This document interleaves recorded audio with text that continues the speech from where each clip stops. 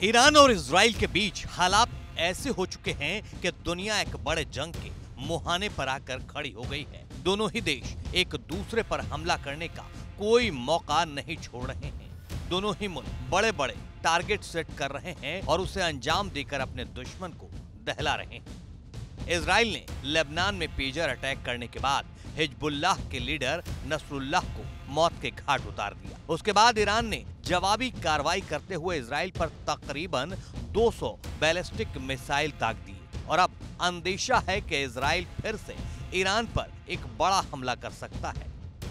Israel ने इस जवाबी हमले के लिए पुख्ता तैयारी कर ली है, लेकिन आज बात इजराइल की तैयारियों की नहीं बल्कि उसके हथियारों के उस जखीरे की जिससे वो सीक्रेट बंकर के अंदर मौजूद अपने दुश्मन का भी खात्मा कर देता है।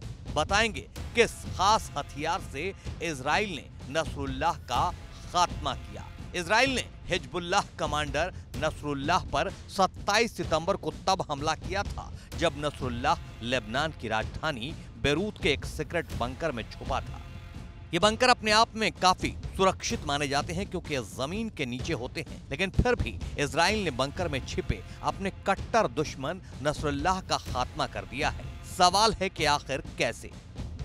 अब दुनिया के सामने ये बात खुल चुकी है कि बंकर के अंदर छुपे नसरुल्लाह के खात्मे के लिए इजराइल ने बंकर बस्टर बम का इस्तेमाल किया था। जिस इमारत में हसन नसरुल्लाह छुपा था, इजराइल ने वहां तकरीबन 80 से 85 बंकर बस्टर बम गिराए। इन बमों ने जमीन के नीचे जाकर धमाका किया जिसमें नसरुल्लाह मारा गया।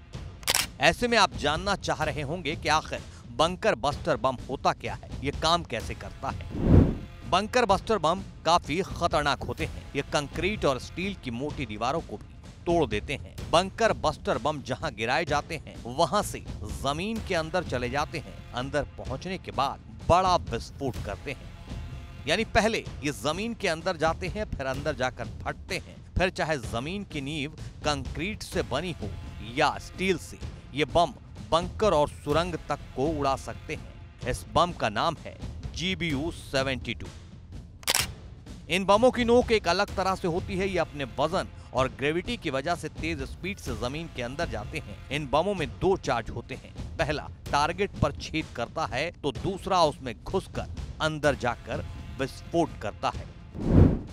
इन बमों को अमेरिका बनाता है। ये बम खास तौर पर बंकर और सुरंग को उड़ाने के लिए बनाए जाते हैं। इजराइल ने अमेरिका से इन बमों की मांग की थी। नसरुल्लाह के खात्मे के बाद लगता तो ऐसा ही है कि अमेरिका ने इजराइल को वो बम दे दिया है।